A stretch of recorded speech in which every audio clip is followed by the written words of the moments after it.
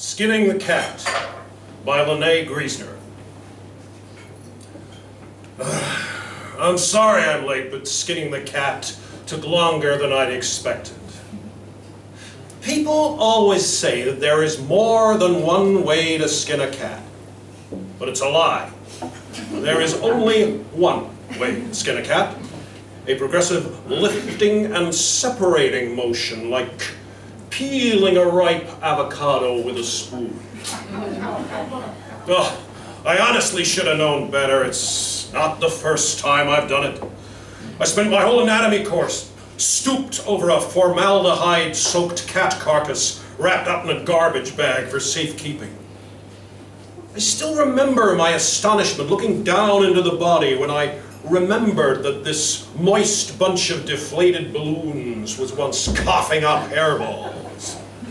I also remembered that if you pulled on a tendon with the surgical equivalent of a crochet hook, you could make the paw twitch. Memories. Yeah. That's why I'm glad that we had you cremated before you were buried. I felt more comfortable knowing that you would never be pumped up with Cold War-grade preservatives like Mao Zedong. For the record, he looks remarkable considering he's been on display since the 1970s. Or one of those plastic Body Worlds exhibits where they would hack you to bits just to position the veins of your hand around an hourglass. Oh. Honestly, I wouldn't put anything past your sister. She's always been a bit esoteric. She went on this rant before the funeral on the importance of donating your body, or at least some part of it, so that you could do one last good deed for humanity. As if humanity would have said thank you or given you a get-into-heaven-free card if you gifted a kidney. I told her that if she didn't shut up, her body would be available for medical students to practice on in about 5 minutes. Unfortunately, it didn't stop your sister from talking to me. She keeps trying to loop me into her pyramid scheme selling overpriced cranberry juice spiked with laxatives to purge my colon.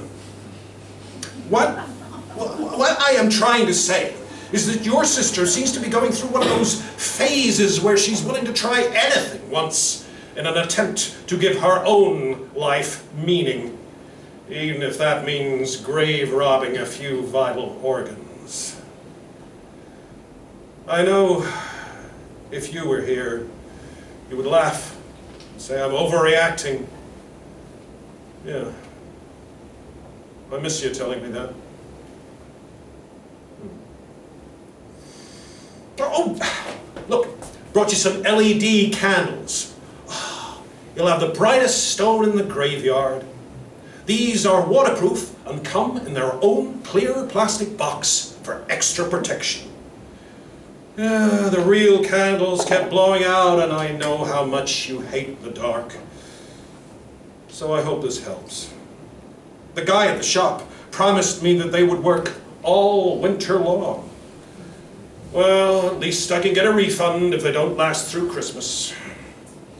Oh, before I go, there is something we need to talk about. I'm not sure how to say it, but I can't come tomorrow. You know I try to come every day, and I've, so far, only missed that one day when I was in hospital for my broken leg. It's just that tomorrow is All Souls Day, as I'm sure you and your ghost friends already know. I have no doubt that you continue in the afterlife to have a healthier social life than mine. I'm not sure how much the holiday means to you, now that you're dead. But I don't want you to be disappointed if all your friends get a visit and your husband doesn't show up. Oh, I'm not ready. ready for it. The whole town will be there, lighting candles, and they'll just interrupt our conversation to ask me how I'm doing. I don't want to listen to everyone telling me again that they're sorry for my loss, that the first year is always the worst, that I should just take it one day at a time. The usual bereavement chit-chat makes everyone feel miserable. But people say it anyway. Don't want to talk about moving on. I want to be with you. Do you remember that jerk I told you about after the funeral who said I shouldn't worry and I'm still young and I'll find someone else to marry again? Like anyone else would put up with me besides you. The nerve of some people. I almost punched him. Yeah, but well, he was bigger than I was, so I scowled really, really hard at him. Besides, can't come tomorrow because I've already got plans. Big plans. With the cat. Pickles. Ever since you died, I suddenly started having cat troubles. I never noticed them before. But all of a sudden, cats seem to be following me around everywhere I go. It's not in a cute, lovable way, but in an uncomfortable, creepy way. Every time I turn around, there's some fluff ball there staring at me, wondering if I'm too big to eat, sharpening its claws on a fence post. Pickles is the worst of them all. Yeah, it was Pickles who broke my leg in the cemetery when it started humping me like it was Antonio Banderas in Puss in Boots. Well, I shook my leg so hard to try and dislodge it that I tripped and broke my femur on your neighbor's grave. Oh, Christ. It was Pickles that bit me and scratched my face when I accidentally sat on the damn thing on your headstone. And after Pickles came up and peed on me when we were talking yesterday.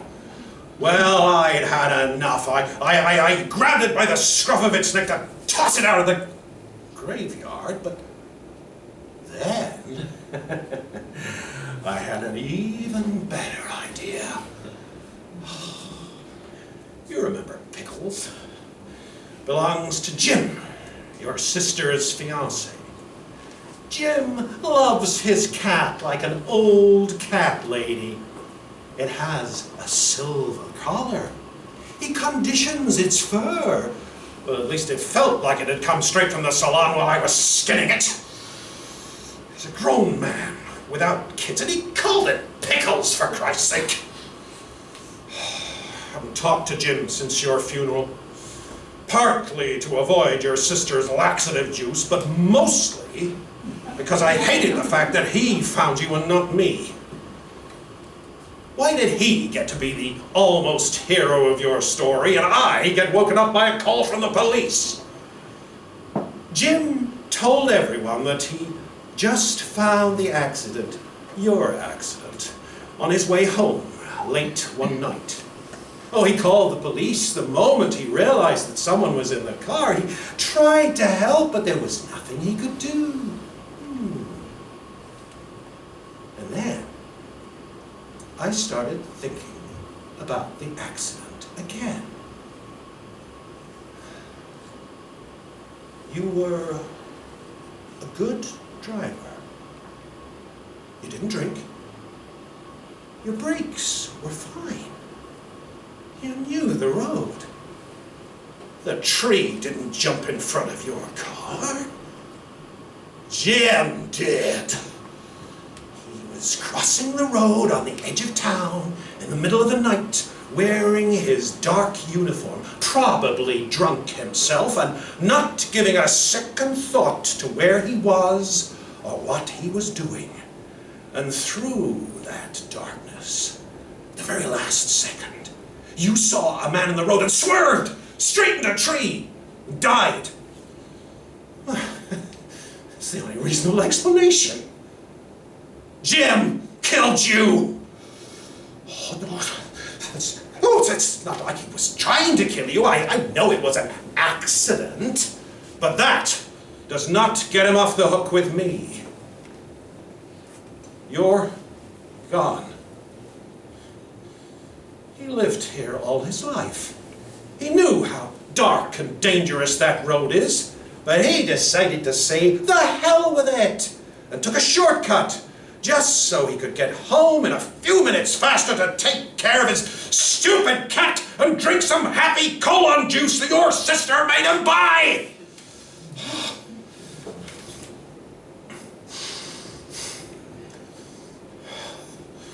You should have hit him. Told the cops you thought he was a deer. They never would have sent you to jail. Who would have missed Jim? Your sister? Pickles? So, I decided to invite Jim over for dinner tomorrow. We can have some food, talk about sports. It's a small town, you can't avoid each other forever. He is almost family, after all. Oh, I cooked a great stew for him. I really outdid myself this time. He will shortly comment on it and tell me how delicious it is and how gamey. As a polite guest, he will surely ask about the recipe. Is it wild boar? Is it venison? No. Keep guessing. I'll tell him. And when he finally gives up, I'll toss him the personalized silver collar with Pickles' name embossed on a charm in the shape of a paw. I won't tell him that we are even. Oh no, that'd be too simple. I'll tell him that this is just the beginning.